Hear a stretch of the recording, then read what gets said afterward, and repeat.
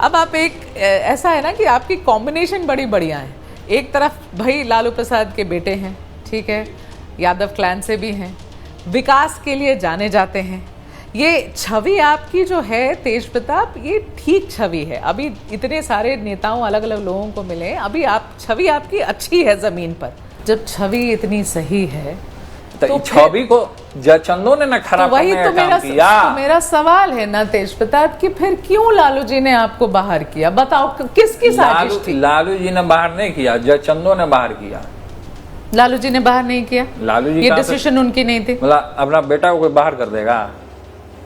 लालू जी ने बाहर नहीं किया। लालू जी हो सकता है जयचंदो के दबाव में आ गए हों। एक बात बताइए, जयचंद रामचंद्र को भी तो दशरथ जी ने वहां वनवास भेजा, कैकई जो लग गया, तो वही कैकई है जयचंद ना, वो कैकई है, तोड़ने का काम किया।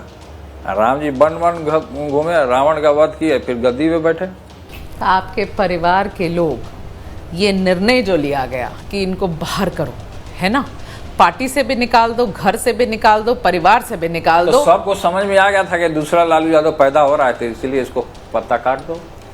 और सब में कौन कौन है? ये जयचंद जिसका नाम जयचंद है, तो है जयचंद बड़ा हेवी तरीके का विशाला नाग है। वो क्या है? विशाला नाग। विशाला नाग? हाँ।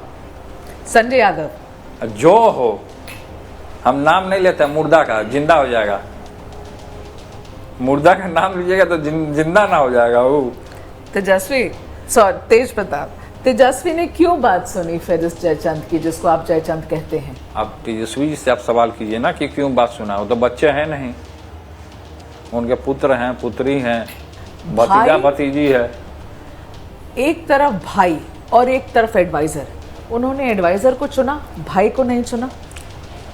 तो उन नेता है ना, उनको पता होगा ना, उनको तो उतना बुद्धि होना चाहिए। आपने हमेशा बोला कि भाई को सीएम बनाना है। अब भाइये का अपमान करेगा तो कैसे होगा?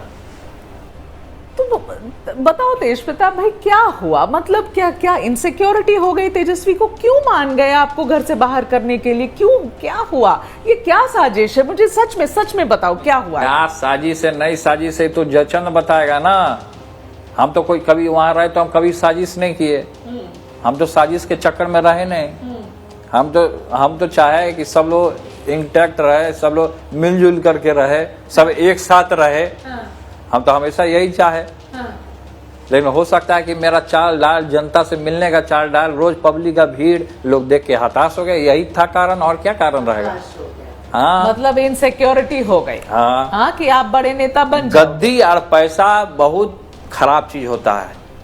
ये जो गद्दी है, पैसा जो है बहुत खराब चीज होता है। इसके इर्द गिर्द लोग मंडराते रहते हैं।